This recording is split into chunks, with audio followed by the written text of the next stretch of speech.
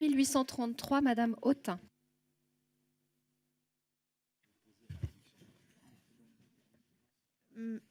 Madame la présidente, permettez-moi, pour cet amendement de suppression, de rebondir sur la réponse du ministre à ma collègue Caroline Fiat sur son cas précis. Parce qu'en fait, il y a une donnée qui n'est jamais prise en compte et qui fait que l'ensemble de l'étude d'impact est totalement truqué, faussé. C'est que vous partez du principe qu'en 2068, l'âge d'équilibre serait encore à 65 ans. Mais ça, c'est une vue de l'esprit. C'est totalement une vue de l'esprit. C'est-à-dire, c'est imaginer qu'il n'y aura pas d'allongement de l'âge d'équilibre, c'est-à-dire que ça ne basculera pas vers 66, 67, 68 ans. Il suffit d'une crise financière pour qu'immédiatement, comme il faut faire, glisser les comptes sur 5 ans, on ait une mesure immédiate qui ne passerait pas d'ailleurs par le Parlement pour, crac, obliger à allonger l'âge de départ. Et donc, c'est totalement fictif, parce que je vous rappelle que s'il part au même âge, mettons à 65 ans, mais que l'âge d'équilibre est à 68 ans, mettons, c'est 5% qu'il prend chaque année. Et si vous nous dites qu'il touche 85% du Merci, SMIC, Madame je vous Autain. rappelle que c'est normalement déjà prévu dans la loi. Le 3837, Madame Fiat. Merci. Monsieur le rapporteur. Défavorable. Je mets aux voix ces amendements identiques qui ont un avis défavorable. Qui est... Oh, pardon. Monsieur Carrès avait demandé la parole. Je mettrai aux voix après. Je voudrais aborder un point, compte tenu de la réponse du ministre tout à l'heure sur les problèmes de perte de CSG, qui est celui du risque de rupture d'égalité. Parce que la CSG est une imposition de toute nature. Et la jurisprudence du Conseil constitutionnel est très vigilante sur le risque de rupture d'égalité. Alors c'est vrai que, et en 1990 et en 2004, le Conseil constitutionnel a validé le fait qu'il y ait des taux différents de CSG, qu'il puisse y avoir aussi des assiettes différentes.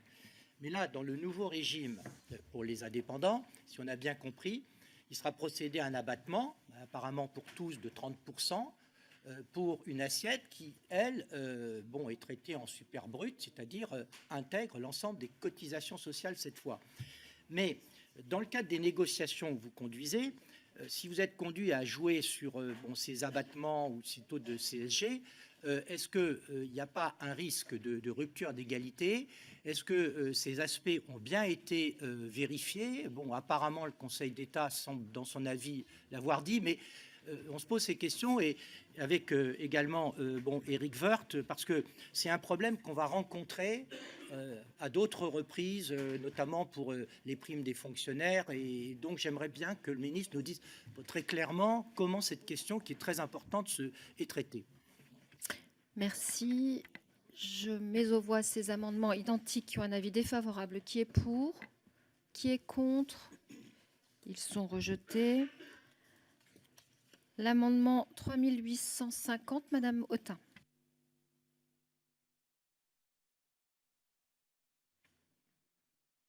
Est-il possible d'avoir quelques éléments de réponse? Mon collègue sur les bancs de l'opposition de droite a posé une question. Elle est intéressante. Moi, je serais ravie d'entendre la réponse, d'autant que Boris Vallaud a posé la même hier, mais on peut continuer. Vous la reposez cet après-midi, ce soir, demain. Enfin, à un moment donné, c'est quand même... Vous nous dites, parce qu'on aurait déposé beaucoup d'amendements, il n'y aurait pas de débat de fond. On passe notre temps à vous poser des questions de fond, des questions concrètes, des questions techniques, des questions générales, et on n'a quasiment pas de réponse. On a l'impression d'être face à un édredon, vous savez, ou une espèce de stratégie où vous faites le dos rond, vous attendez que ça passe. Mais enfin, je suis désolée, c'est quand même normal d'éclairer la représentation parlementaire. Merci. Le suivant, Madame Fiat, le 3854. Monsieur le rapporteur. Je me rappelle très bien de l'interpellation de Monsieur Vallaud hier sur l'assiette de CSG. Alors, je ne sais pas si vous étiez là, Madame Autain, mais j'y ai répondu à l'interpellation de Monsieur Vallaud sur l'assiette.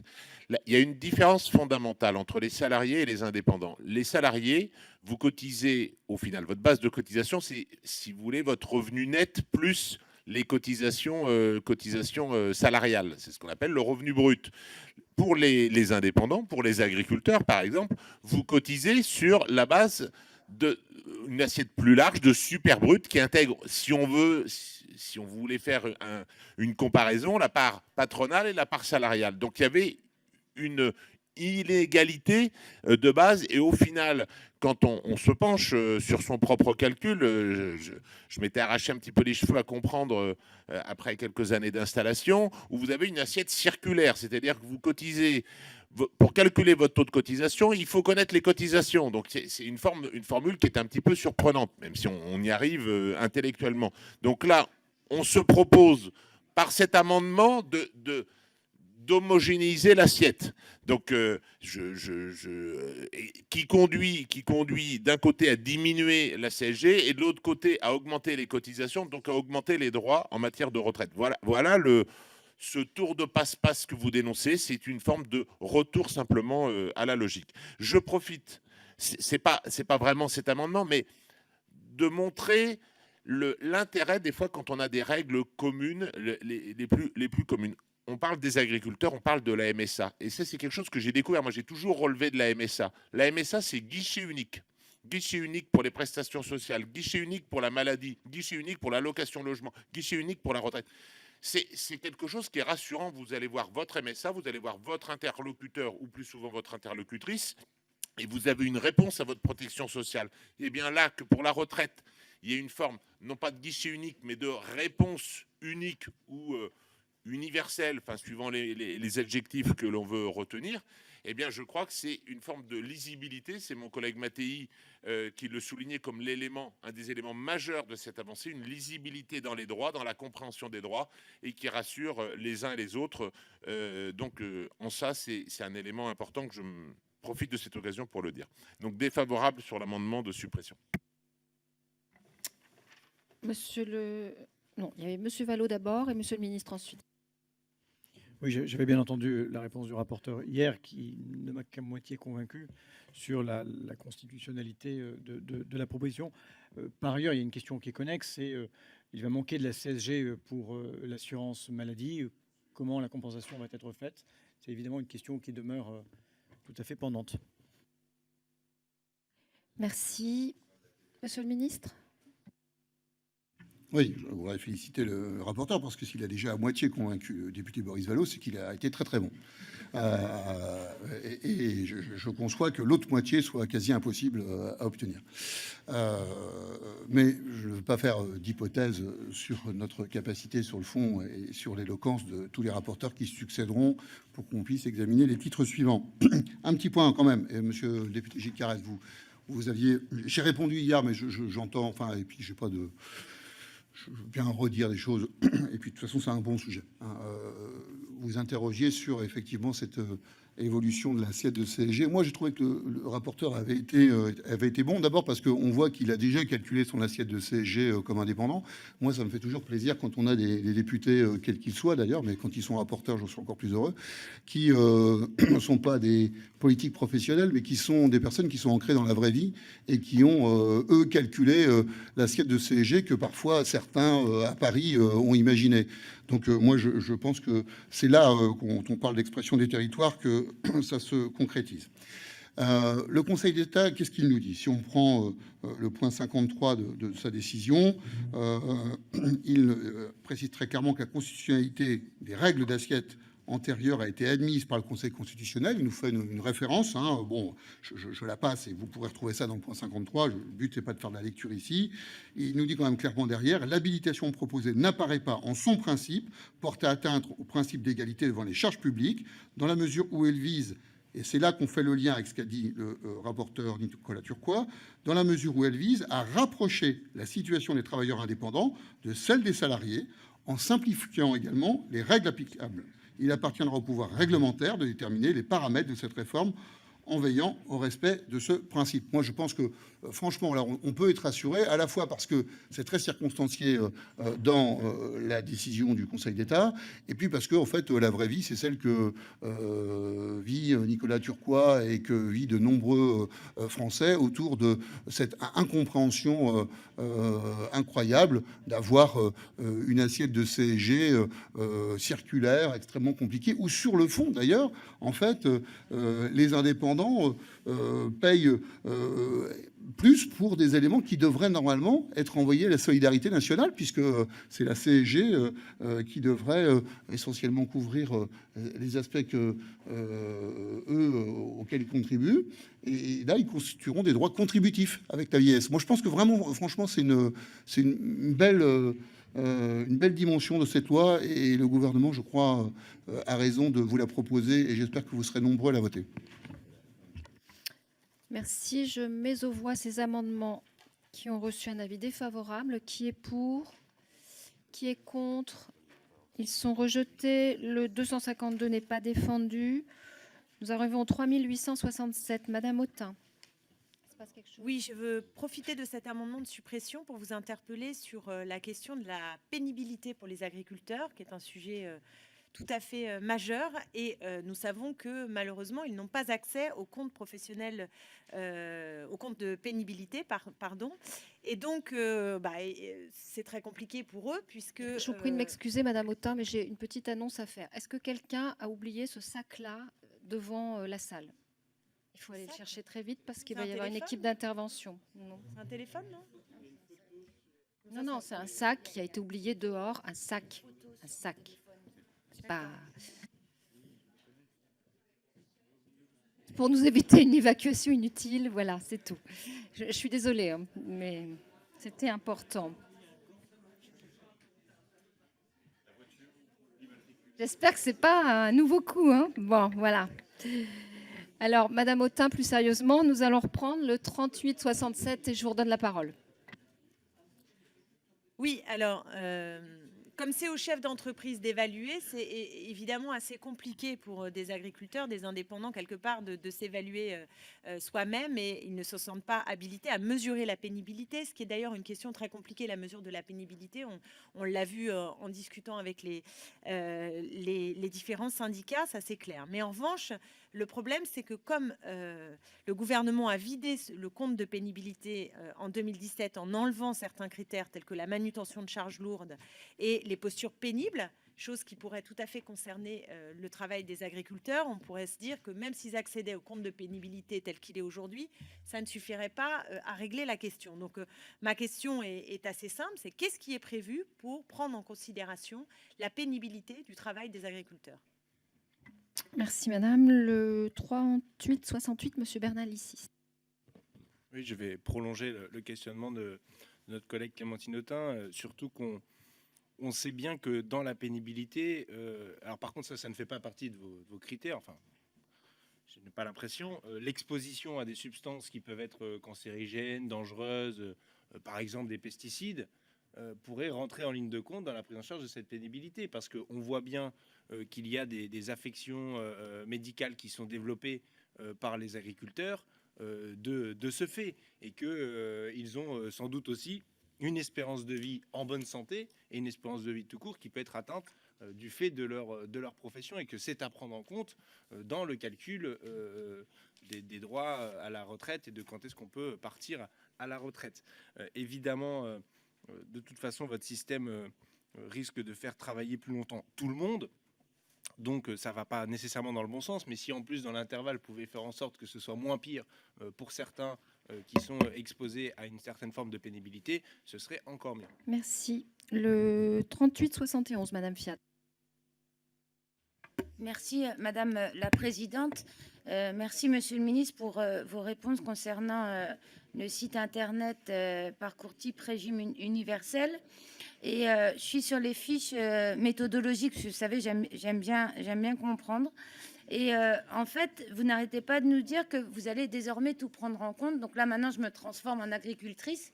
Et du coup, vous le savez, j'ai 4 enfants. Et donc, vous n'arrêtez pas de me dire que je vais être super gagnante parce que maintenant, tout va être pris en compte. Et dans ce cas-là, vu que tout va être pris en compte, pourquoi dans les fiches méthodologiques, vous nous alertez sur le fait que surtout, vous ne prenez pas en compte les droits familiaux à ce stade? Merci. Monsieur le rapporteur, sur ces amendements. Je n'ai pas très bien compris votre interpellation, Madame Fiat, sur la non prise en compte des droits familiaux. D'accord. Non. Donc, quelques éléments sur la pénibilité. C'est surprenant.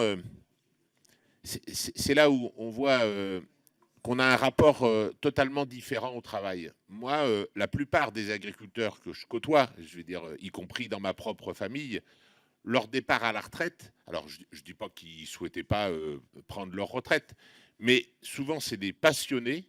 Alors je ne méconnais pas les problèmes de difficultés économiques, mais la plupart des agriculteurs que je connaisse, leur sujet n'est pas de prendre la retraite, c'est de savoir comment ils vont concilier peut-être une forme d'activité qui va continuer, plus légère, mais la plupart des agriculteurs sont d'ailleurs restés sur leur ferme où ils travaillent avec leurs enfants, leurs fils et leurs filles, et ils continuent. Et l'âge de la retraite n'est pas un âge d'arrêt pour eux. Ils ont même envie de continuer, participer différemment. Et c'est là où il faut s'intéresser à justement cette fin de carrière progressive. Il y a des gens qui aiment leur boulot. Et je pense que les agriculteurs font partie de ceux-là. Ils aiment leur boulot. Après, on ne fait pas la même chose à 60 ans qu'on l'a fait à 40 ou qu'on l'a fait à 20 ans, ça c'est une certitude.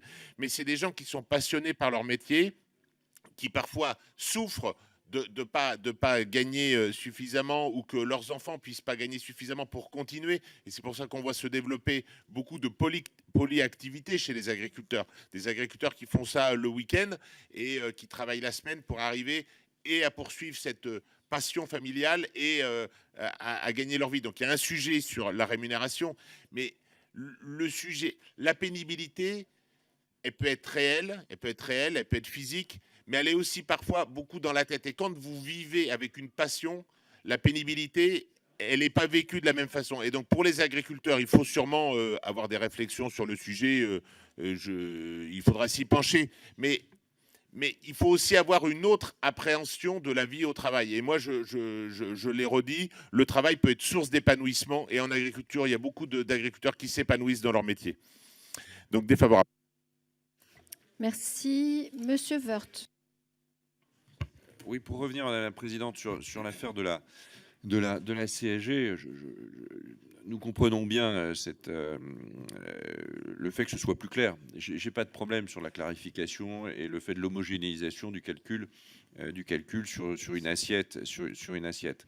Par contre, la question du financement, elle est quand même extrêmement posée. Elle est dans le tableau d'ailleurs, dans un des tableaux de je ne sais pas à quelle page, mais enfin dans un des tableaux de la page 147 ou 149, et vous l'avez évoqué, Monsieur le Ministre, qui est de dire au fond, on loge bien l'augmentation d'une cotisation vieillesse contre la baisse de la CSG. Ça revient à ça. Sauf que la CSG, elle servait à quelque chose, quoi. Elle servait à quelque chose.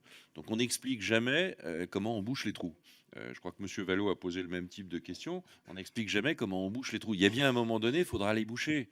Parce qu'on n'est pas dans un monde idéal. On est dans un monde où à un moment donné, il faut financer ce qu'on décide de faire. Et là-dessus, il n'y a toujours pas de réponse. Alors, je prends encore 2 interventions et Monsieur le Ministre prendra la parole. Donc, Monsieur Solignac.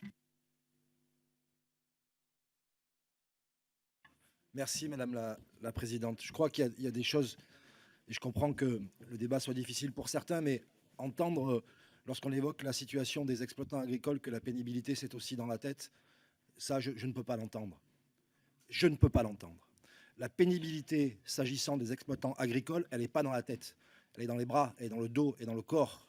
Et peut-être bien qu'un jour, il va falloir envisager que celles et ceux qui continuent à travailler effectivement à des âges indus, notamment pour aider leurs enfants, parce que un père âgé qui aide son enfant, c'est aussi quelqu'un qui vient alléger les charges d'une exploitation familiale. Il va bien peut-être falloir imaginer que, y compris pour cette profession-là, on leur accorde la capacité de disposer de moyens décents pour partir à la retraite à un âge décent.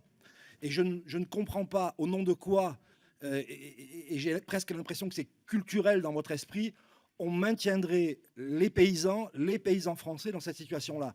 Ils n'attendaient pas grand-chose de ce débat, les paysans français, mais ils vont être contents d'avoir fait le voyage, parce que franchement, ils n'en sortent rien. De toute façon, ils ne peuvent pas aller plus bas en termes de pension, et de ce qui ressort de ce débat, ils n'iront guère plus haut, c'est une certitude. Merci. Monsieur Bernalicis. Oui, je suis persuadé effectivement que les exploitants agricoles, les paysans, comme la plupart des gens dans leur métier, sont passionnés par leur métier. Enfin, en tout cas, ont le goût de bien réaliser leur métier. On pourrait en dire autant des aides-soignantes, des médecins, des avocats qui ont à cœur de bien faire leur métier, des fonctionnaires de l'État. Tout le monde a à cœur de bien faire son métier et peut s'en passionner. Mais le travail, ce n'est pas que la santé. En tout cas, ce n'est pas que l'épanouissement, et on le sait. Et d'ailleurs, il y a quand même quelque chose qui me gêne dans votre intervention, monsieur le rapporteur. C'est que la passion semblerait pouvoir tout justifier, y compris le travail ad vitam aeternam, pour cumuler à la fois une faible retraite et de continuer son activité agricole avec ses enfants, petits-enfants pour l'exploitation. Mais quand même, on est sur la profession qui a un des plus forts taux de suicide. Un des plus forts taux de suicide. Donc, est-ce qu'on ne pourrait pas envisager, par exemple, de prendre en compte ce taux de suicide dans la pénibilité, se dire, eh bien, si on arrive à faire diminuer le taux de suicide de la profession, eh ben alors on peut moins prendre en compte la pénibilité. En attendant, on peut quand même tous s'accorder que c'est suffisamment pénible pour que bon nombre d'entre eux décident de mettre fin à leur jour. Monsieur le ministre.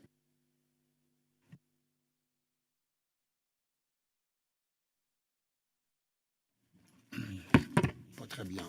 Je suis pas très habile avec mon micro, pardon, ce matin.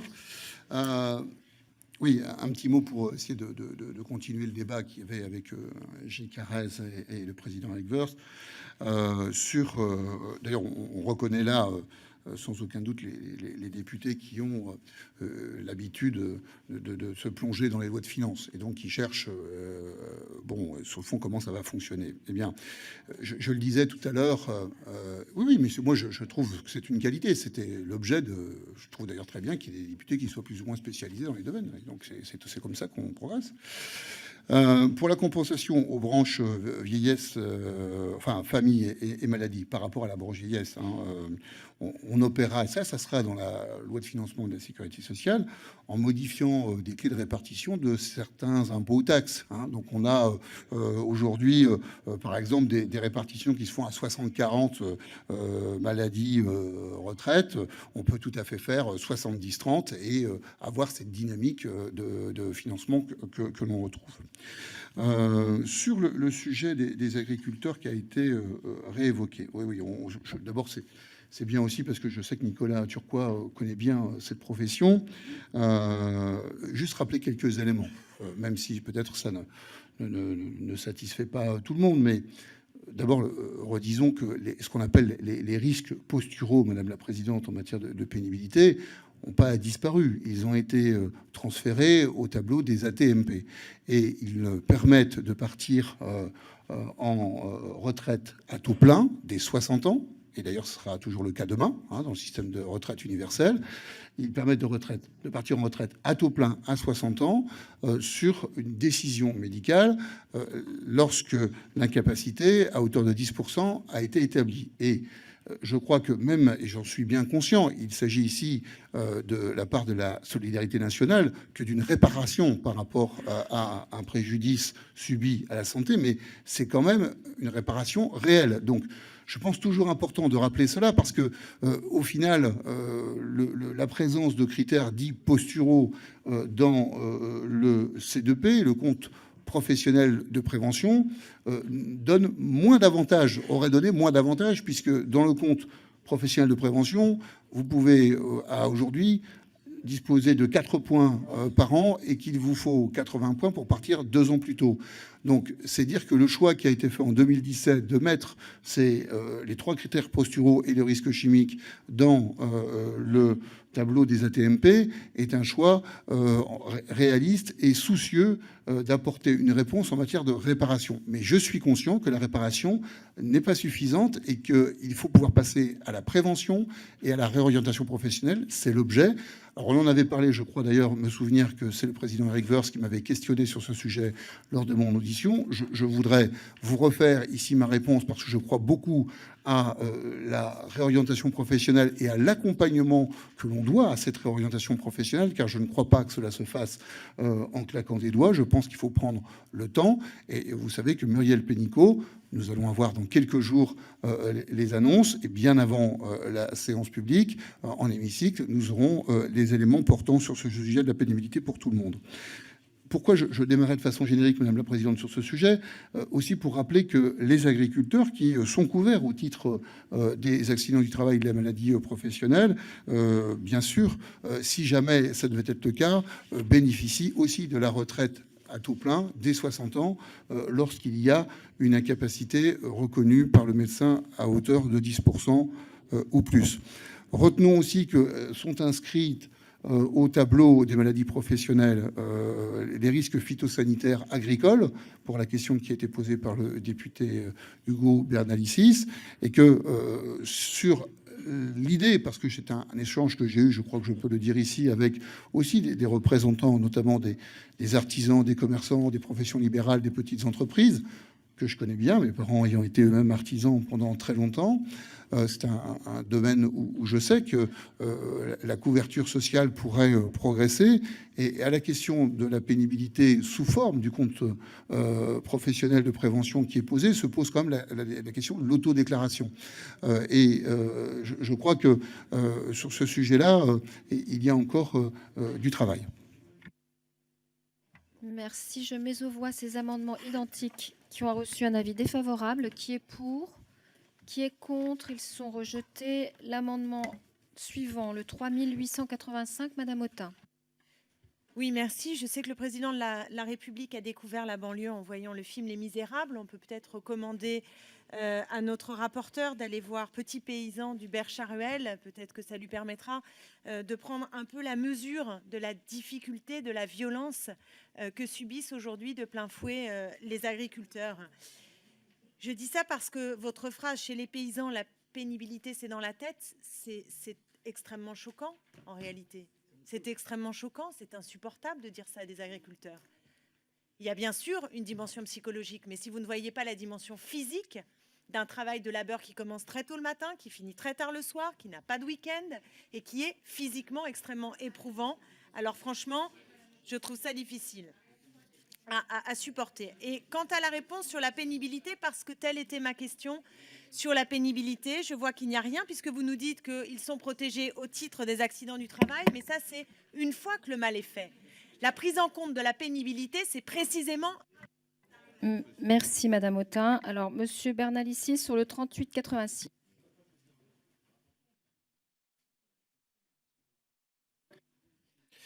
Merci, Madame la Présidente. Bon, on apprend là, de la bouche du ministre que quand même, encore une fois, vous allez voir ce que vous allez voir sur la pénibilité. Vous inquiétez pas, les annonces vont arriver. Et surtout, ne vous inquiétez pas, ce sera avant la séance. Mais quel mépris pour la commission spéciale! Alors on n'est pas suffisamment digne d'avoir les informations avant la commission spéciale pour se prononcer sur un texte? Enfin, c'est quand même insupportable d'examiner à chaque fois des textes avec des annonces qui viennent perturber les choses. Alors vous allez me dire sans doute que c'est parce qu'il faut que le dialogue social, blablabla, etc. ait eu lieu. Mais pourquoi vous ne le faites pas avant de déposer un texte de dialogue social? Plutôt que vous faites ça en cours de débat, comme ça, à la hussarde, et en fâchant tout le monde, en fâchant les oppositions, en fâchant les organisations syndicales qui sont en face de vous, en fâchant les Françaises et les Français. Merci, Monsieur Bernalicis. Alors, le dialogue social appréciera, hein, blablabla. Je ne pense pas qu'ils vont apprécier beaucoup. Le 3889, Madame Fiat. Merci, Madame la Présidente. Je pense effectivement que quand on parle de pénibilité chez les agriculteurs, ou alors j'habite vraiment une région particulière, mais avant, c'est vrai que les exploitations agricoles, c'était une fierté, c'était un héritage qu'on se repassait aux enfants, aux petits-enfants, aux arrière-petits-enfants. Et maintenant, on le voit de plus en plus, les exploitations agricoles sont en vente. Ce qui, moi, m'interpelle, c'est que même maintenant, on a du mal de trouver des acheteurs et on voit des panneaux solaires sur nos exploitations agricoles arriver parce que les enfants ont vu leurs parents trimer 7 jours sur 7, 24 heures sur 24. On ne part pas en vacances. C'est un métier très difficile. Il y a une pénibilité qui existe et il faut la prendre en compte. Donc dire que les parents continuent à aider, c'est quand les enfants reprennent et souvent les parents déconseillent à leurs enfants de reprendre. Merci. Monsieur le rapporteur sur ces amendements. Oui, je voudrais quand même revenir sur les propos de Madame Autain, ce qui m'explique le métier d'agriculteur. Et je n'ai en aucun cas nié la pénibilité des agriculteurs. On la vit au quotidien. Mais sur les questions, je vais vous donner mon analyse sur les questions de suicide en agriculture. Quand vous êtes agriculteur, alors il y a d'autres métiers comme ça, mais quand vous êtes en agriculteur, c'est pas un métier tout à fait comme les autres. Vous avez souvent le poids d'une histoire. À titre personnel, ma ferme, je suis la 6e génération. Et quand vous avez un agriculteur, et j'en ai un auquel je pense à côté de chez moi, qui doit être dans le même cas, et quand vous voyez que vous n'y arrivez pas, que vous avez le regard de vos frères et sœurs et de vos parents, vous n'allez pas y arriver. Vous êtes la 6e génération et vous n'allez pas y arriver. C'est plus que... Déjà, un artisan, quand il doit mettre la clé sous la porte, c'est très dur. Mais là, quand vous voyez que vous n'allez pas pouvoir assumer le poids de cette histoire, alors là, vous avez une pression supplémentaire et qui, pour certains, leur fait commettre l'irréparable. Donc, on peut... La pénibilité en agriculture, c'est une chose, mais il y a aussi une question de... Vous héritez de quelque chose. Vous avez un poids qui est plus lourd que vos épaules peuvent le porter. Et parfois, c'est terrible. Et je vois mon collègue Mattei, notaire, je suis sûr qu'il y a eu nombre de transmissions d'agriculteurs qu'il a dû avoir à gérer. Et il y a cette notion-là qu'il faut examiner. Et quand on parle des fois de la question de l'ASPA, et pour beaucoup, ça avait été assimilé au fait que vous puissiez quelque part gager vos terres, même si c'est plus le cas, même si l'outil professionnel n'est plus le cas. Et il y a cette notion d'une histoire que vous devez porter, qui est beaucoup plus lourde quand les difficultés sont accrues. Donc, sur ce sujet-là, il faut faire extrêmement attention aux mots qu'on utilise. Donc, défavorable. Alors, Monsieur Vallot. Oui, vraiment, pour vous dire, à la suite de beaucoup d'autres, quand même, que je suis choqué et consterné. On confond tout. Soit c'est des maladresses de langage, soit ce sont des insanités. Mais hier, on vous parlait espérance de vie, vous nous avez répondu hygiène de vie. On vous parle pénibilité, vous nous dites que c'est dans la tête. Et puis le ministre confond les dispositifs pénibilité et les dispositifs relevant de l'incapacité. Ça n'a strictement rien à voir. Ça n'a strictement rien à voir, sauf à complètement changer la philosophie et les objectifs qui sont les nôtres. Parce que vous êtes plein de bonnes intentions sur la prévention, mais nous avons été, pendant quelques semaines, vous et moi, monsieur le ministre, co-rapporteur d'application des ordonnances de Madame Pénicaud. Et s'agissant de la suppression du C3P au bénéfice du C2P, chacun y a vu un recul considérable en matière de prévention, en matière de financement de cette prévention, qui justement est sur la branche AT-MP. Et vous savez vous-même très bien que vous avez fait sortir du bénéfice de cette disposition l'ensemble des travailleurs du BTP, les travailleurs de l'industrie, les caissières, les égoutiers. Donc vraiment, je crois qu'il faut quand même qu'on soit un peu sérieux quand on aborde ces questions-là. Je suis d'accord avec vous, tous les mots ont un sens dans tous les sens d'ailleurs. Alors, Monsieur Woerth. Oui, Madame la Présidente. Enfin, personne ici n'a le monopole de la compréhension de la souffrance au travail ou de la pénibilité, certainement pas nos collègues insoumis. Personne. Donc je vois qu'on défile toutes les professions pour dire que c'est terrible de travailler, que le travail n'est qu'une longue chaîne de souffrance. Enfin, c'est aussi bien d'autres choses. Donc il faut arrêter de nous donner des leçons dans ce domaine-là, parce que sinon on va considérer que absolument tout est pénible, tout est souffrance, et on se dira qu'à la fin de ses études ou de l'école, on mettra tous les gens en retraite, comme ça évitera de travailler. Voilà. C'est absurde. C'est réellement absurde, et c'est donner au monde du travail, je pense, dans une société aussi civilisée et avancée que la nôtre, c'est lui donner une image qu'il ne devrait pas avoir. Quant à la pénibilité, à l'incapacité, Monsieur Vallot, c'est la même chose, et ça doit être la même chose. Le compte pénibilité que vous avez créé a rendu une confusion extrême, a créé une confusion extrême. Évidemment, la pénibilité doit être à un moment donné mesurée en fonction de l'exposition à un certain nombre de facteurs. Il faut bien la mesurer, et c'est de l'incapacité. Sinon, la pénibilité qui n'est pas avérée, qui n'est pas révélée, à un moment donné, chacun se demandera pourquoi vous pouvez partir à la retraite plus tôt. Et une pénibilité et une incapacité objectivée permettent de partir aujourd'hui en retraite plus tôt. C'est bien naturel et c'est normal, et c'est vers cela qu'il faut aller. Merci. Monsieur Mattei. Oui, moi, je veux faire part quand même de mon expérience. Ça fait 40 ans que j'habite une commune rurale J'étais maire de cette commune pendant 16 ans. Effectivement, je me suis occupé de beaucoup d'exploitants agricoles. Ce qu'a voulu dire le rapporteur tout à l'heure, c'est qu'effectivement, le métier d'agriculteur, c'est un métier de passion, qui est lié au foncier, qui n'est pas déconnecté du sol.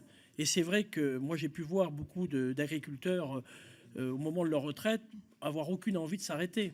Être passionné, d'ailleurs, c'est prévu, puisque, alors on peut en parler, on a ce qu'on appelle les parcelles de subsistance pour quelqu'un, 3 hectares en général, pour quelqu'un qui part à la retraite. On essaie de laisser, et on voit bien aussi certaines structures qui sont montées, qui, à mon avis, ne sont pas forcément très à droite pour l'avenir du vrai métier d'agriculteur, mais qui font que on travaille avec sa famille. On continue à travailler avec sa famille. On habite sur la ferme. C'est vraiment autre chose. Donc, moi, je crois là, on vous parlait de choses. Vous avez beaucoup de connaissances. Mais laissez-nous aussi témoigner de notre expérience de terrain. On voit peut-être pas les mêmes agriculteurs. Effectivement, il y a des problèmes de grande détresse sur certaines exploitations, mais ce sont des métiers de passion. Et je voudrais rebondir sur ce que vient de dire notre collègue Woerth. Effectivement, quand on embrasse une carrière, on ne pense pas à la retraite. On pense à tout ce qu'on va bâtir et qu'on va construire. Et moi, je reste persuadé qu'avec cette réforme, on aura une visibilité sur nos points acquis au fur et à mesure de notre carrière. On aura une vraie stratégie. On a un bel outil qui est mis en place. Il faut encore une fois saisir cette opportunité et ne pas le voir négativement. Et une carrière, ça ne se résume pas à la retraite. Merci. Thierry Benoît. Oui, merci Madame la Présidente. Je trouve ce débat sur la pénibilité naturellement très important. Et il me fait penser à une polémique que nous avons eue semaine dernière qui a été ouverte en marge d'une proposition de loi liée à la question de l'humanité. Moi, je considère que les parlementaires, dans leur globalité, s'efforcent de faire preuve d'humanité à l'aune des textes qu'ils ont à examiner et à voter. Et la question de la pénibilité, moi j'ai écouté attentivement le rapporteur et je ne pense pas, je suis même convaincu qu'on ne peut pas lui reprocher, qu'on ne peut pas lui l'incriminer lorsqu'il a évoqué la question morale, la question psychologique, parce que en effet dans le métier d'agriculteur, il y a, je dirais, moi j'en suis même convaincu, quelque part un lien charnel entre un agriculteur, la terre qu'il exploite, et encore plus lorsqu'elle se transmet de génération en génération. Alors la pénibilité de manière théorique, et je suis très précautionneux dans la manière de m'exprimer, on pourrait la mesurer à l'aune de l'espérance de vie ou à l'aune d'activités qui nuisent à la santé, mais quant aux critères, vous voyez, si on parle des postures, des vibrations, des charges lourdes, des risques chimiques, des horaires de nuit, des horaires décalés, des cadences. Aujourd'hui, beaucoup de métiers évoluent et il y a la question des cadences, des rythmes imposés à tout un chacun dans plusieurs métiers. C'est pour ça que la question de la pénibilité, à l'image de ce qu'a exprimé tout à l'heure Éric Woerth, je pense qu'il faut l'aborder de manière précautionneuse, mais c'est bien que le système de régime, donc de l'instauration du nouveau régime par points, puisse prendre en compte tout au long de la carrière professionnelle cette question de la pénibilité. Merci, Monsieur Benoît. Madame Fiat. Merci, Madame la Présidente. Vu qu'on a été interpellé, alors moi, je ne pense pas avoir dit que je maîtrisais plus le sujet de la pénibilité que l'un ou l'autre sur ces bancs. Je prends des exemples en disant que moi, dans ma circonscription, je vois des exploitations qui ne sont pas reprises en intrafamilial, qu'elles sont maintenant vendues en extra. Et que c'est inquiétant parce que les parents déconseillent à leurs enfants de reprendre. Je donne juste un exemple. Et nous, si on appuie sur la pénibilité, c'est juste parce que, et vous avez l'air d'accord entre députés de la majorité et les députés des bancs de la droite, c'est de partir du constat que, vu qu'on vit plus longtemps, il faudrait travailler plus longtemps. Et nous, ce que l'on vous répond, c'est, vu que l'on vit plus longtemps, il faudrait, avant de dire qu'il faut travailler plus longtemps, prendre en compte que, par exemple, une aide-soignante ou un agriculteur est trop abîmé pour pouvoir peut-être travailler plus longtemps. Merci. Non. Alors, non, c'est un par groupe. Je mets aux voix ces amendements identiques qui ont reçu un avis défavorable. Qui est pour? Qui est contre? Ils sont rejetés. Les amendements suivants, le 3902, Madame Autain. Oui, permettez-moi, c'est un amendement de suppression, de revenir sur l'exemple de ma collègue Caroline Fiat, ce Thomas, sur lequel le ministre a bien voulu nous répondre en nous expliquant qu'en effet, sa situation allait être améliorée, en bornant son analyse sur le fait qu'on ne bougerait pas l'âge d'équilibre à 65 ans. C'est pas ce qu'il nous a dit, mais c'est ce que je comprends. Est-ce que il est possible, parce qu'on rentre là dans le cœur du sujet, qui concerne les agriculteurs, mais qui concerne toutes les personnes qui vont demain être dans ce régime à points si votre projet de loi est adopté. Or, est-ce qu'on peut avoir de la part du ministre et du rapporteur une argumentation sur le fait que l'étude d'impact est totalement projetée sur la base d'un âge d'équilibre qui serait fixe à 65 ans? Cette fixité est totalement fictive, puisque ce ne sera pas la réalité. Donc, comment peut-on croire les projections qui sont faites, et comment peut-on imaginer qu'en 2068, le moment où cet agriculteur partirait à la retraite, il le fera à l'âge de 65 ans? Le 3903, Monsieur Bernalicis. Il est vrai que la question de la retraite des exploitants agricoles et des paysans n'est pas juste une question de pénibilité, et que c'est bien aussi une question de rémunération tout au long de leur vie professionnelle, et que là-dessus, il faut constater l'échec de la politique de ce gouvernement et de la dernière loi en vigueur qui prévoyait de faire en sorte que les agriculteurs aient une amélioration de leur niveau de vie et des prix rémunérateurs de ce qu'ils produisent. Ce n'est pas le cas, puisque vous n'avez pas voulu sortir de la logique de marché, de fixation du prix par le marché, sur une compétition internationale.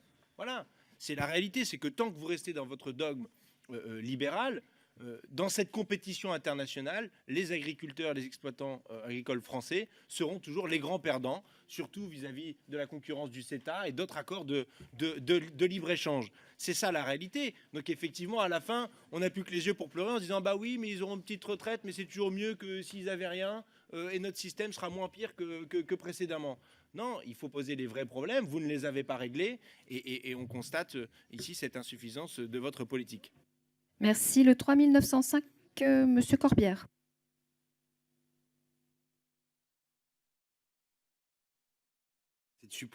Pardon, merci Madame la Présidente. Le but de notre amendement, c'est de supprimer cet alinéa, car nous ne voulons pas modifier le code rural et la pêche maritime pour y mettre le système à point. Mais fondamentalement, je marche dans les pas du collègue Bernalicis, la retraite n'est que le reflet d'une vie de travail et de cotisation, et que le problème de nos agriculteurs, c'est fondamentalement un système évoqué notamment par le collègue Bernalicis mais d'autres avant, qui fait que nos agriculteurs, malgré un travail extrêmement difficile, sont trop faiblement rémunérés. Je rappelle que selon les chiffres de l'INSEE, en 2017, 20% des exploitants agricoles déclaraient des revenus nuls, conditions de travail terribles, interrogations même sur la finalité de leur métier, endettement tel que vous avez, nous le savons et j'imagine que nous le regrettons tous, un agriculteur qui se suicide actuellement tous les jours. C'est ça qu'il faut corriger, qui n'est absolument pas fait par votre gouvernement. Et évidemment, la mesure que vous proposez concernant les retraites, selon nous, ne ferait qu'aggraver cette situation déjà terrible. Je vous remercie. Merci. Le 3906, Madame Fiat. Défendu, Madame la Présidente. Merci. Monsieur le rapporteur, sur ces amendements. Je vais être d'accord avec monsieur Corbière et monsieur Bernalicis. C'est la retraite est un miroir, certes déformé, mais que ce soit pour les agriculteurs ou pour différentes professions, des difficultés de la vie professionnelle.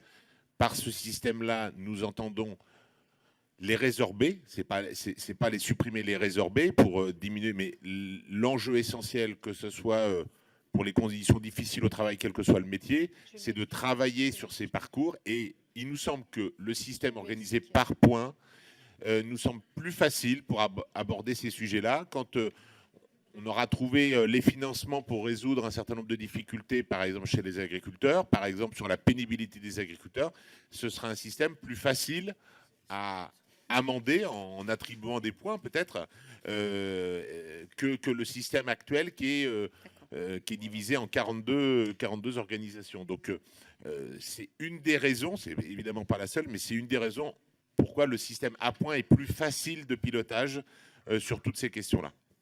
Défavorable à cet amendement. Merci. Avant de passer la parole, je voudrais expliquer à M. Potier qui vient de nous rejoindre que nous avons pour principe et pour règlement dans notre commission de repasser la parole après que chacun ait pu défendre ses amendements pendant 1 minute à un orateur par groupe. Hein. C'est pourquoi je vous faisais signe parce que... donc je ne sais pas qui finalement parle pour votre groupe. M. Potier donc.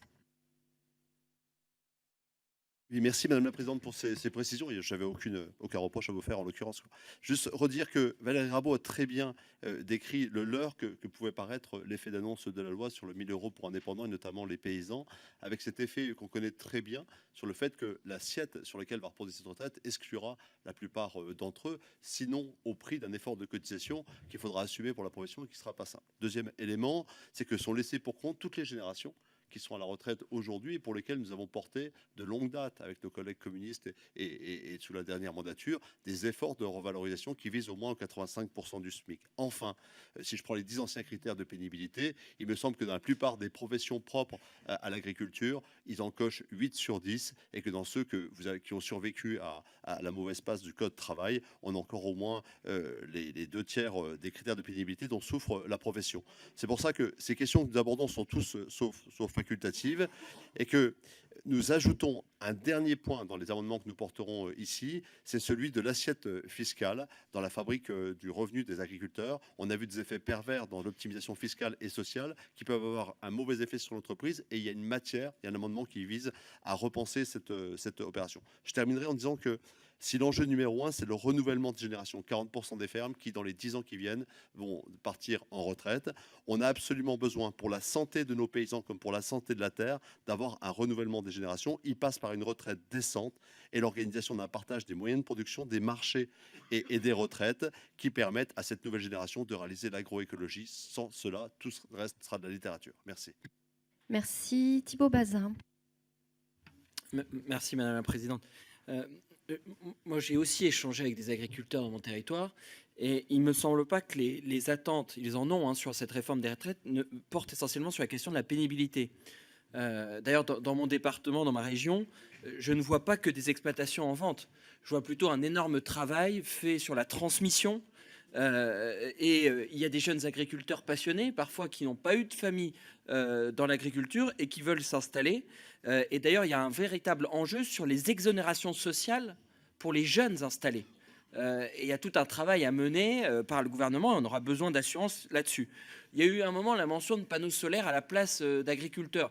Moi, je crois que ce n'est pas à la place, c'est en plus avec une diversification. Mais on voit bien qu'il y a la pertinence d'avoir un régime de base, un socle de base, et ensuite d'avoir une adaptation à des réalités. Et ils ont des attentes sur une transition plus rapide, sur les assiettes de cotisation. Et on voit bien qu'ils ont des attentes aussi sur la question du cumul emploi-retraite, sur les conjoints collaborateurs. Voilà les vrais sujets qui nous sont remontés du terrain par les agriculteurs et qu'il nous faudra traiter dans cette réforme. Merci. Monsieur Bernalicis. Merci Madame la Présidente. Clairement, on a un souci de rémunération des agriculteurs et nous pensons qu'un des moyens de régler ce souci serait d'augmenter le SMIC dans le pays pour faire en sorte que les Françaises et les Français puissent concrètement payer le juste prix des denrées alimentaires que l'on consomme et qui sont produites par les paysans et que la grande distribution évidemment soit moins gourmande dans les taux de marge qui sont appliqués.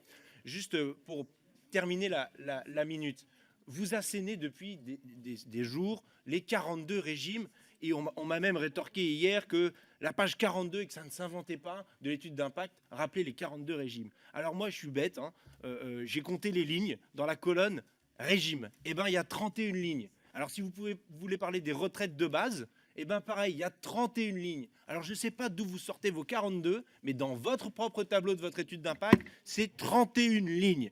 Donc s'il vous plaît, n'en rajoutons pas là où il n'y en a pas besoin. Merci, Bernalicis. Monsieur le ministre, vous voulez parler? Oui, merci Madame la Présidente. J'ai déjà, je pensais avoir, mais je l'ai sans doute fait de façon incomplète. S'il vous plaît. J'ai déjà des réponses. Répondu hier. Je pense que c'était au député Adrien Quatennens qui se reposait la question. des hypothèses qui avaient été retenues pour les cas types de l'étude d'impact.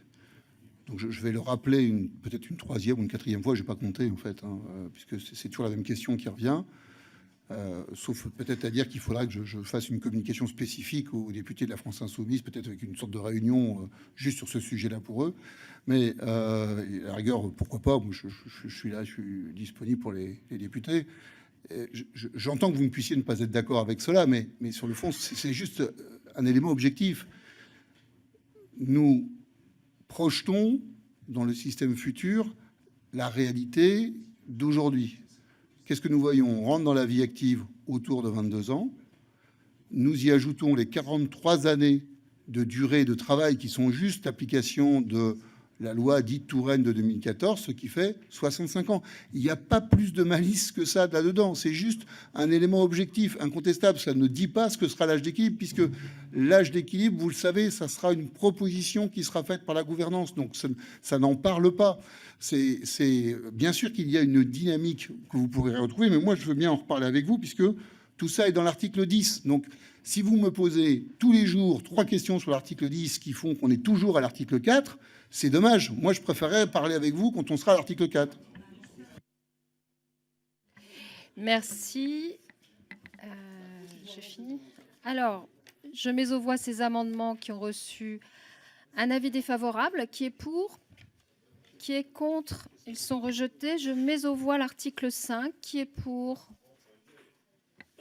Qui est contre? Il est adopté. L'article 6. Alors, nous avons les amendements de suppression de l'article. Le 551, Monsieur Dharréville. Oui, merci Madame la Présidente. Donc cet article acte de grave recul concernant la retraite des agents de la fonction publique. Il implique pour ces derniers la fin du calcul de la retraite sur les 6 derniers mois qui assurait 75% de leur dernier traitement. Les catégories actives, donc ces 600 000 agents, dont 500 000 agents hospitaliers, vont perdre leur possibilité de départ anticipé à 57 ans et seront soumis au droit commun avec départ à 62 ans, mais avec des cotes. Certains d'entre eux auront la possibilité, en cas de métier pénible, de partir 2 ans avant l'âge légal, sans bénéficier du taux plein, qui sera calculé en référence à l'âge d'équilibre. Donc c'est un recul notable. Enfin, le calcul en points sera particulièrement dommageable sur les pensions des agents percevant peu de primes, comme les enseignants, mais pas seulement comme les enseignants. Donc pour toutes ces raisons, nous demandons la suppression de cet article. Le système que vous nous proposez va acter un grave recul. Il n'est pas adapté en la matière à permettre de garantir un véritable droit à la retraite. Merci. Le 4651, Madame Autain.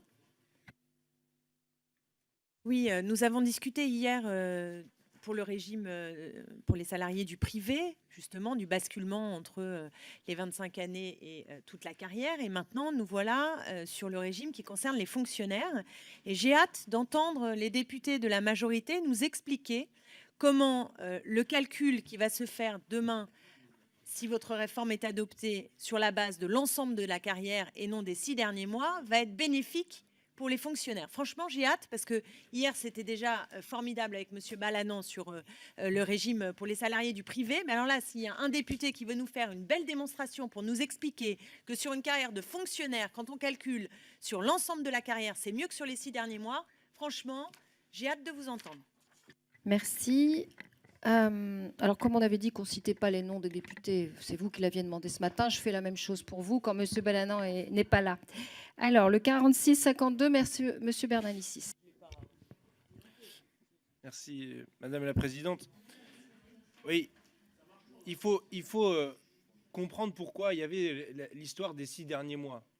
Parce que dans la fonction publique, il y a une grille indiciaire avec une progression de carrière ascendante et que du coup, se dire que calculer sur les 25, 30, 40, ça rimait pas à grand-chose, ou sur les meilleures années, puisqu'il vaut mieux prendre la fin de votre carrière, les 6 derniers mois, du fait de la progression dans la grille indiciaire, que c'était une méthode de calcul simple, qui permettait de voir venir le niveau de retraite pour le fonctionnaire en question, et qui évitait de se tirer les cheveux pour ceux qui ont à calculer la retraite du côté des services concernés. Et ça semblait évident à tout le monde, sachant qu'en plus, le taux de remplacement, vu que les primes des fonctionnaires ne sont pas exactement calculées de la même manière dans la retraite que pour le traitement de base, et que les primes comptent pour beaucoup d'agents fonctionnaires, vous comprenez. Merci, Monsieur Bernalicis. Monsieur Coquerel, sur le 46-53... Corbière, pardon. Sur le 46-54, donc. Oui, des arguments viennent déjà d'être donnés par mes collègues. Je voudrais attirer l'attention aussi sur la situation des militaires. Vous n'ignorez pas que le Conseil supérieur de la fonction militaire a émis un avis particulièrement sévère concernant aussi cette réforme.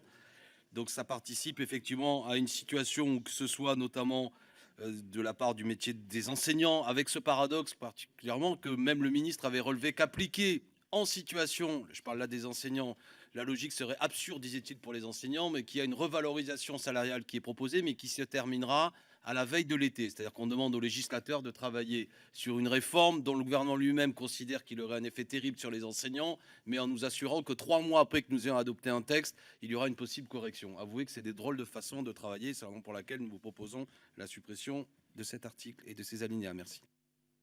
Merci. Le 46-55, Madame Fiat. Merci, Madame la Présidente. J'aimerais bien qu'on m'explique. Alors, avec des chiffres, j'ai des chiffres concrets.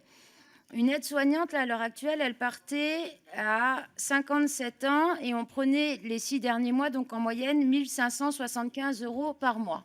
Maintenant, elle va partir à peu près 62 ou 64 ans, on ne sait pas trop. Et vous allez prendre donc ce qu'elle a gagné en moyenne. Et là, en fait, je compte avec les week-ends des jours fériés, 1 357. Donc 200 € de moins. Est-ce que quelqu'un peut me dire où elle gagne de partir 4 ans plus tard et en prenant son salaire moyen, c'est-à-dire 200 € de moins? Merci. Merci, Madame. Le prochain, le 21-089, Monsieur Solignac. Madame Rabault. Oui, merci Madame la Présidente. Plusieurs points ont été abordés. Hier, nous l'avons dit, déjà sur la durée de cotisation. Sur l'âge, le nombre d'années qui sont prises en compte pour le calcul de la retraite. Faire une moyenne sur les 6 derniers mois ou faire une moyenne sur toute la carrière, sincèrement, ça n'a évidemment pas le même impact. Deuxième question qui se pose porte en termes de finances publiques. Le tableau que vous montrez, page 143 de l'étude d'impact, est assez révélateur puisqu'il y a un impact de la réforme de 42,7 milliards d'euros. C'est ce que vous écrivez dans l'étude d'impact. Et donc, il faudrait que vous nous puissiez, ça fait une baisse de cotisation, il faudrait que vous nous indiquiez comment ces montants vont être rebasculés. Là-dessus, il y a une interrogation totale de votre part sur le devenir de ces 42,7 milliards d'euros qui sont indiqués à la page 143 de votre étude d'impact. Merci. Et le suivant n'est pas défendu. Monsieur le rapporteur, sur ces amendements identiques. Oui, plein de sujets ont été abordés.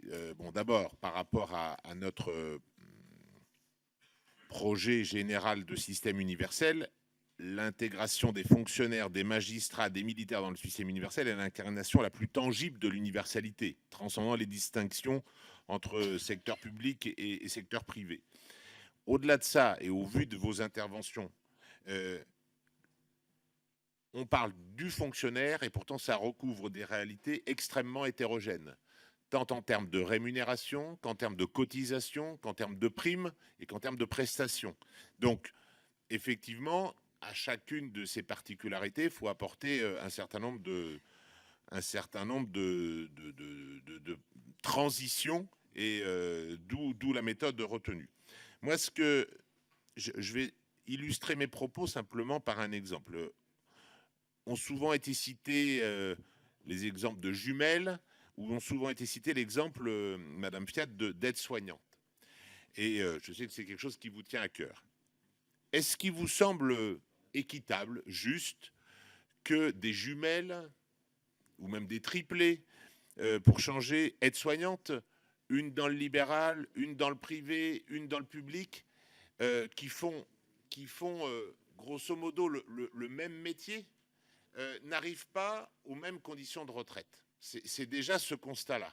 Et on pourrait même prendre l'exemple, je me suis fait, alors j'avais fait, je m'étais fait la réflexion, c'était pas avec les aides-soignantes, mais c'était avec un autre métier. Mais vous faites le métier d'aide-soignant, vous faites 20 ans de privé, 20 ans de public, ne vous donne pas la même retraite que si vous faites 20 ans de public, puis 20 ans de privé. C'est pas normal. Il y a quelque chose qui est illogique dans le système. Et donc on veut que la retraite reflète au mieux le déroulement de carrière. Et par exemple, quand on parle des 6 mois, parce qu'on est interpellé sur le calcul des 6 mois, vous avez raison. Intuitivement, très rapidement, on se dit, ben, les 6 mois qui sont en général les 6 meilleurs mois, puisque c'est en fin de carrière, et souvent c'est lié à une progression indiciaire, effectivement, on va faire un meilleur calcul. Sauf que, en moyenne, chez les fonctionnaires, et cette moyenne est extrêmement variée, on a 22% de primes à cette époque de sa carrière. Et pourquoi est-ce que ces 22% de primes ne généreraient pas des droits à la retraite? Donc c'est en intégrant les primes d'un côté et en uniformisant les règles de calcul très progressivement. Hein, on est sur quelque chose qui va être très progressif. Donc ceux qui sont actuellement en activité et qui vont être concernés par cette future réforme, sur leur fin de carrière, on va l'intégrer très progressivement. Et pour ceux qui vont commencer, ça va être les mêmes règles de calcul. On cherche à résorber ces inégalités de façon extrêmement progressive. J'insiste sur le côté très progressif. Voilà. Donc, je suis défavorable à cette suppression d'articles. Il nous semble important d'intégrer tout le monde, fonctionnaires compris. On fait partie du même corps social et c'est ce que nous voulons montrer par cette réforme du système universel. Défavorable. Alors, Monsieur le ministre, je vous donnerai la parole. J'ai d'abord Monsieur Woerth, Monsieur Marie-Lossian, Madame Fiat. Oui, Madame la Présidente, moi, ça ne me choque pas que secteur public et secteur privé convergent. On l'a déjà fait. D'ailleurs, le taux de cotisation d'un fonctionnaire aujourd'hui est à peu près le même que celui d'un salarié du privé. Il était 3 points inférieur il y a 10 ans. C'était une injustice flagrante. On n'achetait pas sa retraite au même prix. C'est ça que ça voulait dire. Les droits familiaux aussi et bien d'autres choses. Non, moi, ce qui m'interpelle, c'est la période de transition notamment. Comment ça se passe exactement? Si vous intégrez progressivement les primes pour les gens qui basculent dans le système, si ces primes sont cotisées de façon faible et que cela monte au fur et à mesure du temps pour éviter d'avoir des impacts sur le revenu trop importants. C'est comme ça que je comprends les choses. Je comprends que donc une prime qui aura payé très peu de cotisations aura néanmoins 100% de droits. Elle ouvrira à 100% de droits. Si vous payez 10% de ce que vous deviez payer sur le taux de cotisation, vous avez quand même 100% de droits. Et l'employeur, c'est-à-dire l'État, c'est-à-dire le contribuable, y pourvoira. Ça crée une injustice assez flagrante vis-à-vis des salariés du privé qui ne sont pas traités de la même manière. Est-ce l'interprétation, mon interprétation est-elle la bonne? Allez-vous faire autrement? En tout cas, il me semble assez impossible de laisser à l'État le soin de compléter le taux de cotisation ou la cotisation que n'auraient pas versé les fonctionnaires sur leur propre système de primes. Merci. Monsieur Marie-Lossian. Merci Madame la Présidente. Je voulais répondre à Madame Rabault qui avait attiré notre attention sur la page 143 et l'évolution des ressources des cotisations des fonctionnaires. C'est très simple. Il est écrit que les cotisations d'équilibre versées actuellement par l'État pour équilibrer le service des retraites de certains régimes spéciaux, notamment SNCF, etc., disparaîtront progressivement au profit de transferts versés par l'État à différents titres. Donc le tableau montre tout simplement, et il le dit très bien, à terme, le nouveau régime de cotisation aurait les effets résumés dans le tableau ci-après, et on voit bien la disparition des contributions d'équilibre, ce qui explique donc la baisse des cotisations. Et tout de suite après, il dit très précisément, le système intégrera progressivement les conséquences financières pour l'État de la suppression des régimes spéciaux et de certaines catégories. Donc il n'y a aucune inquiétude. Madame Fiat. Merci, madame la présidente. Monsieur le rapporteur, j'entends les différences et votre envie de faire en sorte que tout le monde soit à régime égal. Mais donc, avant, vous aviez donc les sœurs jumelles Caro et Caroline. Donc, elles étaient aides-soignantes. Caro pouvait partir à 57 ans avec à peu près 1 000 euros de pension et Caroline partait donc, elle, à 61 ans avec 1 000 euros. Les pensions étaient à peu près pareilles. Et donc maintenant, pour avoir un système égalitaire, elles vont partir à 66 ans en retraite. Comme ça, tout le monde est puni. Tout le monde est sur la même ligne et les pensions vont baisser. Effectivement, on n'a pas la même notion des choses. Pourquoi pas faire partir tout le monde à 57 ans avec des pensions de retraite dignes? Effectivement, nous, on voit les choses autrement. Monsieur Solignac. Oui, en réalité, vous usez d'un raisonnement qui est assez habile, c'est-à-dire que vous appuyez sur des inégalités qui sont bien réelles, ceux qui travaillent dans le public, ceux qui travaillent dans le privé, et ce que ça peut produire en termes de pension. Et c'est sur la base de ce raisonnement que vous justifiez la nécessité de mettre en quelque sorte tout le monde à égalité dans un système qui serait meilleur parce que universel. L'universalité, c'est bien ce qui s'applique à tous, mais si vous universalisez l'injustice, alors à ce moment-là, il y a un vrai problème. Et en l'espèce, ça semble être le cas. Notre collègue Fiat a posé une question assez précise. On est capable aujourd'hui de dire ce que perçoit une aide-soignante après une carrière complète. La question qui nous éclairerait totalement, c'est que si on prend la même aide-soignante, quel sera le montant de pension qu'elle va percevoir, c'est tout. Et s'il est identique et soyons fous supérieur, alors c'est formidable. Mais si vous ne le dites pas, c'est qu'il y a à l'évidence quelque chose qui nous choque. Et dernière question que je veux vous poser, est-ce que ça veut dire qu'une aide-soignante qui démarre tôt, c'est souvent le cas chez les aides-soignantes, on peut imaginer 20 ans, 21 ans, est-ce qu'on va lui dire après 43 ans de travail qu'elle doit pousser à 65 si elle ne veut pas être punie? Voilà, ça c'est une question très précise. Apportez-y la réponse la plus précise possible, s'il vous plaît. Merci. Monsieur le ministre, vous vouliez prendre la parole. Oui, merci Madame la Présidente. Quelques éléments sur le débat. On l'a eu aussi à plusieurs reprises sur la carrière complète et les 25 ans. J'espère qu'on y a répondu, en tous les cas que les éléments qui ont été communiqués dans l'étude d'impact ont pu éclairer les uns les autres. Des éléments sur les 6 derniers mois. D'abord, c'est toujours intéressant d'aller un peu dans le détail, là, pour le coup. Comment est-ce qu'on calcule la retraite de ceux qui sont concernés, essentiellement les fonctionnaires, par cet aspect des 6 derniers mois? C'est 75% du traitement. Et rappelons que le traitement, c'est l'indice avec la valeur du point de la fonction publique.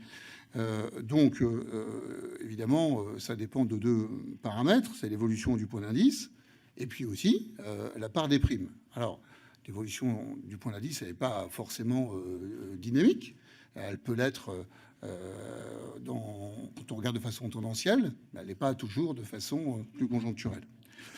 La revalorisation des droits que propose le gouvernement dans son projet que je porte, c'est d'indexer l'évolution des droits constitués sur les salaires. D'ailleurs, ça a fait l'objet de déjà plusieurs débats depuis presque 4 jours ici.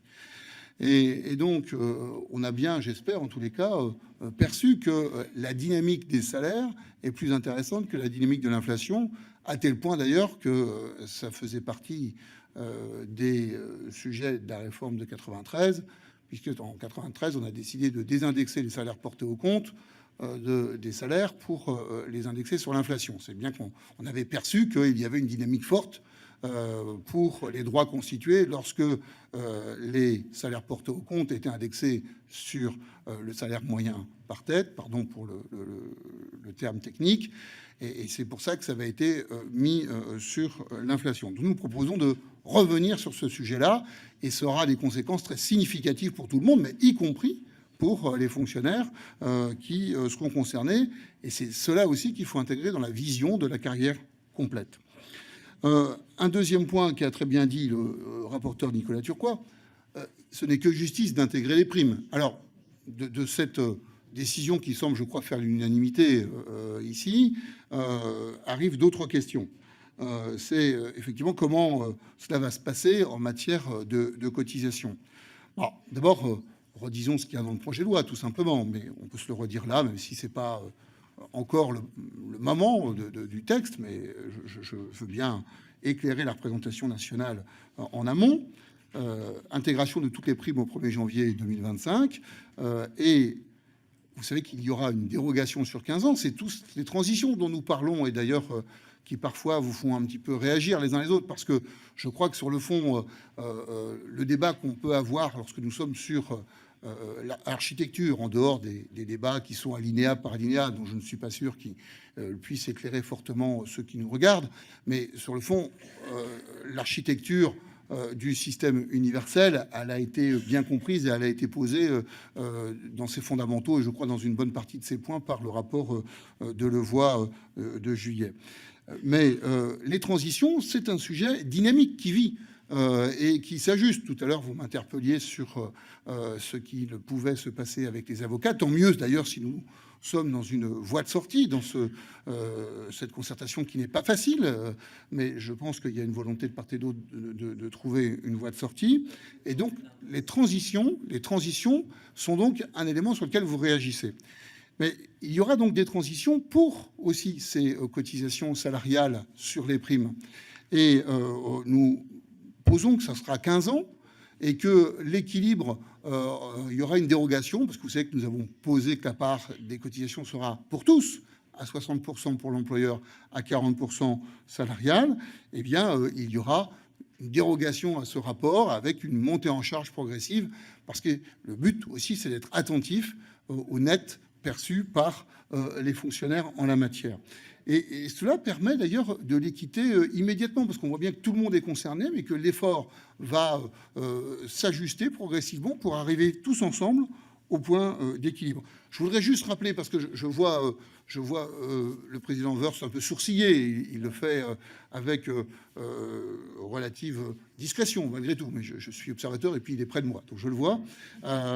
Et je voudrais juste lui dire, je ne voudrais pas en faire un débat entre nous, mais je voudrais juste lui dire à lui et à l'ensemble de la commission spéciale que ce type de dérogation, qui ne sera que temporaire, existe aussi dans le secteur privé, puisqu'il y aura des dérogations, il y a des dérogations conventionnelles. Donc on s'adapte bien à la situation. Le but, c'est pas de venir avec un système rigide qui vient en bloc et qui dit c'est comme ça.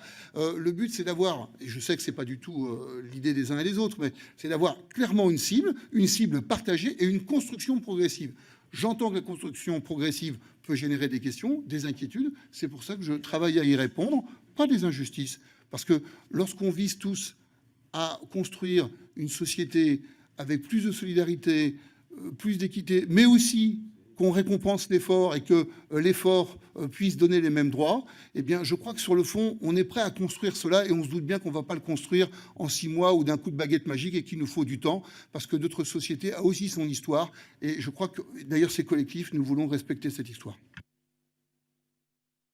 Alors, soit on démarre l'autre liasse d'amendements avant la fin de la séance, soit je vous redonne la parole.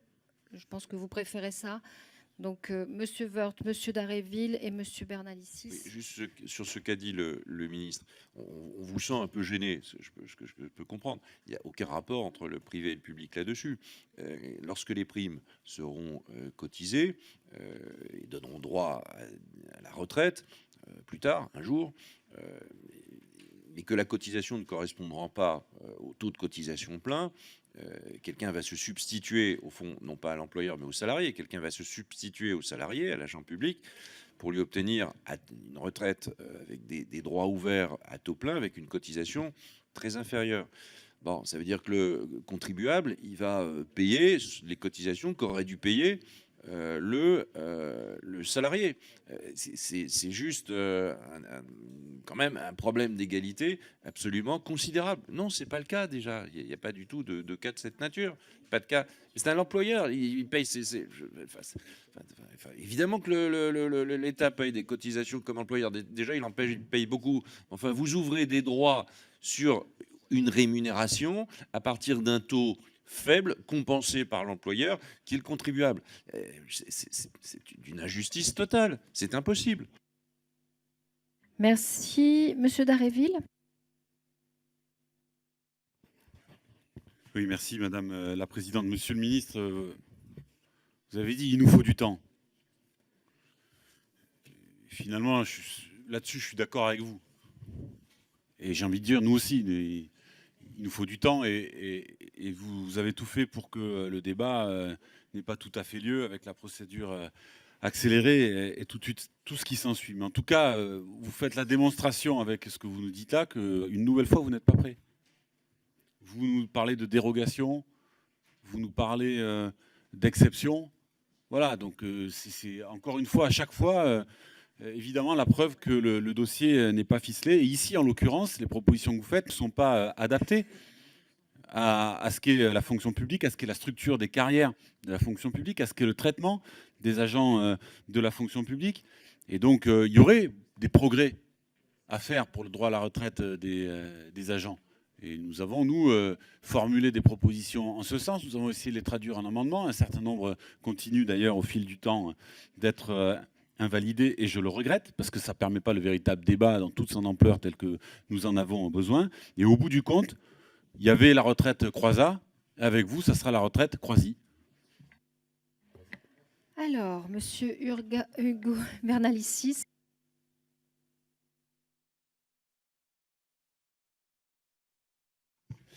Bien oui, on commence à voir effectivement que votre système universel sera universellement injuste.